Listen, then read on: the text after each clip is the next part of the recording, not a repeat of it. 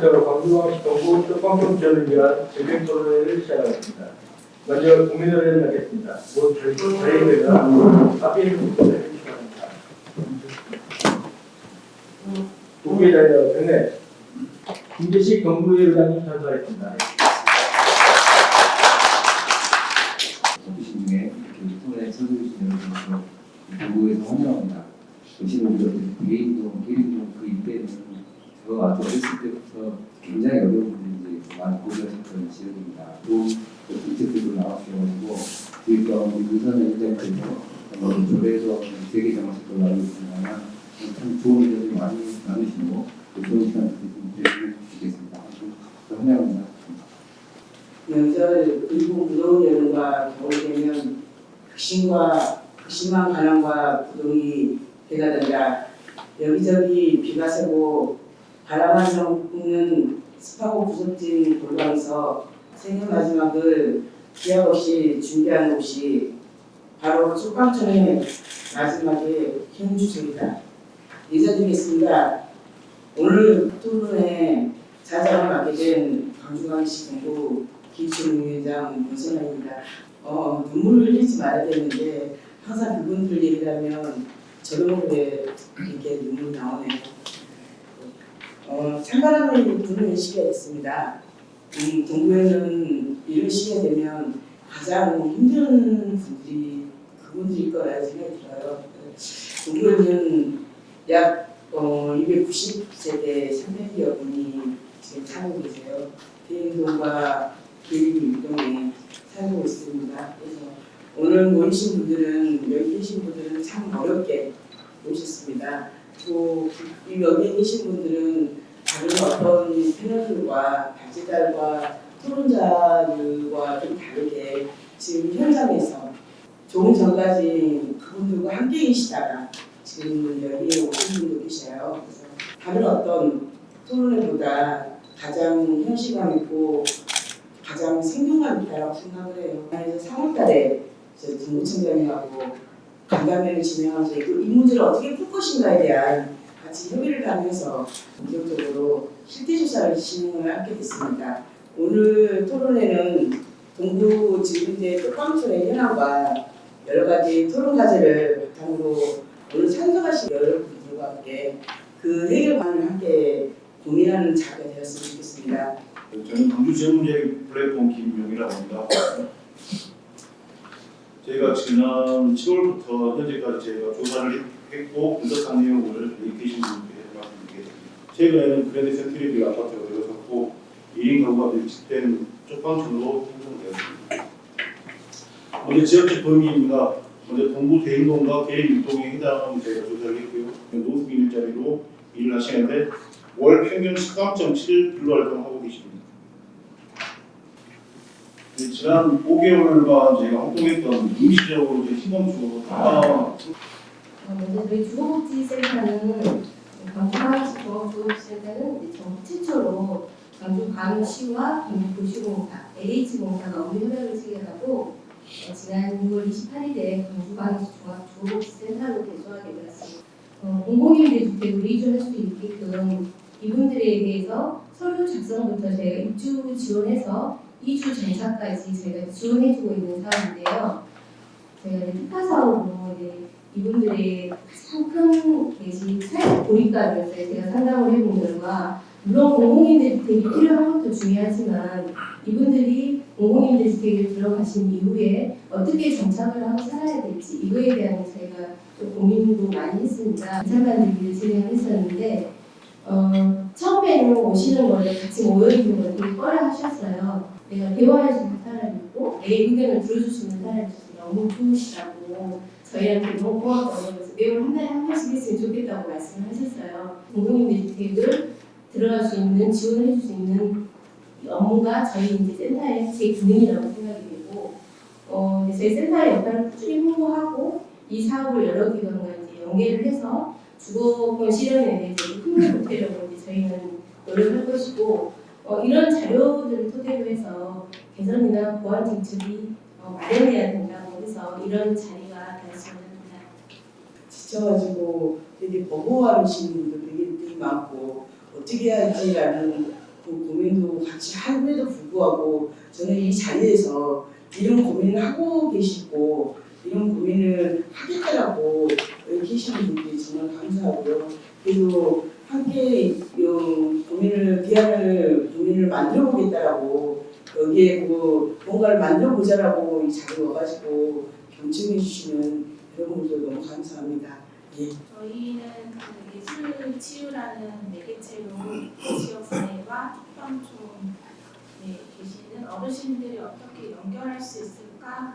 새로운 공간에 가셔도 새로운 공간에 대한 불안, 그분들이랑 보니까 이런 것들 때문에 시도하지 않는다. 그리고 평소의 삶에 대해서 변화하려고 하지 않는 그리고 그 삶의 패턴에 고착화가 되어 있습니다. 그리고 또 하나는 이분들이 이렇게 밖으로 나왔을 때 얼마나 또 바깥에 있는 우리는 함께 연결할 수 있는 마음이 얼마나 준비되어 있는가 이런 것들을 음악으로 전시해서 연결고리를 만들려고 하고 있고요. 많은 분들이 함께할 수 있는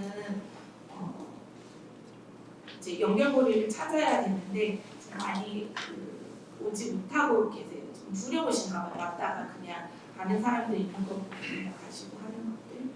그리고 또 하나는 이제 겨울이 됐는데 악기 연주도 하고 이분들이 굉장히 기대감을 가지고 계시는데 공간이 좀 많이 열악해서 이제 더 깊은 겨울이 오면 어떻게 그걸 이끌어갈 것인가. 저희도 동구에 있지만 거리가 멀지만 차로 왔다 갔다 해야 되는가 이런 고민들을 앞두고 있습니다. 네, 이상입니다. 이 쪽방촌 분들을 어떻게 표현할 수 있겠냐 이렇게 세 단어로 이야기하면 저는 이제 가난, 그다음에 이제 불안, 그다음 고립 이 세 가지로 정리할 수 있을 것 같다. 그러니까 쪽방촌에 정책을 수립하고 지금 무제화가 된 거잖아요. 이걸 이제 우리가 2023년부터 의회하고 동구청이 단결해갖고 사업을 해야 될 건데, 그러니까 이제 제가 생각되는 것은 전혀 다른 복지를 해야 된다. 이걸 이제 강조하고 싶은데 아마 김용희 발표자께서 굉장히 강조하셨던 이 거점 센터를 마련하자. 이게 이제 어떤 의미가 있냐면 기존의 동이나 동구청에서 수많은 복지를 했는데 이게 개별 중심이었던 것 같아요. 그러니까 이게 성과가 별로 안 나타나요. 부서라든가 일단은 그러니까 일종의 융합인지 협업인지는 모르겠지만 두 번째로 이제 이런 협력적 어떤 부분들이 이루어지는 주거 상향과 현재의 그 살고 있는 곳 자체를 일종의 주거지로 인정하는 것 이러면서 그러니까 동시 정책인 것 같아요. 제가 봤을 때는 주거 상향도 고려하면서 지금 현재 쪽방에서 삶이 주거를 중심으로 해서 좀 풀어졌으면 좋겠다. 첫 번째로는 그 인근에다가 일종의 공공임대주택을 조성하는 거라든가, 그다음에 이제 두 번째가 굉장히 중요한 문제인데 여러 가지 법적인 문제가 있는 것 같아요. 그러니까 사적 재산인 그 숙박업소를 행정이 결합해가지고 거기를 리모델링 하는 게 말이 되냐, 이런 어떤 논란이라든가. 제가 봤을 때는 실제 이런 어떤 복지적 감수성이라든가 실제 그런 경험이 뛰어난 자치구가 그 거점센터에 일정 정도 정책적 지분을 갖는 것, 이런 게 사실은 훨씬 더 주민적 밀착이라든가 이런 측면에서는 의미가 있을 거다. 개인적으로 이렇게 이야기를 해보면 공공근로라든가 이런 거가 숨구멍 같은 느낌인 것 같아요. 그분들 다 그렇게 말하시거든요. 사람들을 만날 수 있는 기회다. 그다음에 어찌되었든 내가 할 일이 있지 않냐.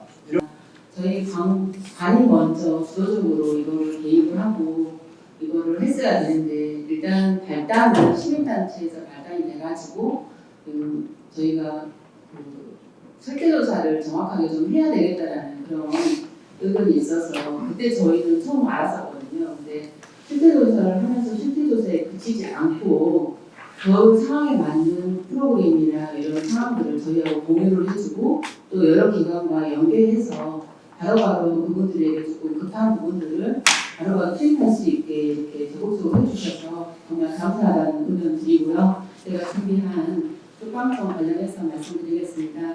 저희 동구는 다 아시다시피 광주시청, 도청, 관공서가 이전이 되면서 이제 외곽 지역이 개발이 되고 하다 보니까 저희 정부는 전형적인 구도심이고 인구가 감소하면서 이제 그 도심 공동화가 심한 그런 지역이어서 저희가 최근에 동구 인구 소멸 대응 기금도 정부에서 지원받고 있는 그런 자치단체입니다. 그 쪽방에 거주하신 분들이 사회적 약자분들이 대부분이고 이런 분들은 긴급 상황이 발생이 됐을 때 즉시 대처할 수 있는 능력이 좀 부족한 상황이고 그리고 경제적인 문제, 건강 문제 그리고 다양한 이제 범죄에 노출되어 있어가지고요. 호는 일제가 돼서 저희가 이제 실태조사를 하게 되어 있고요. 그 결과물을 보고 종합적인 계획을 세우도록 하겠습니다. 이제 대인동 충장동 일부와 대인동 마사의 뒤쪽에 있는 그런 그 권역에서 이루어져 있는데 이제 쪽방촌 충장동을 비교했을 때 그 전체 세대 수에 비해서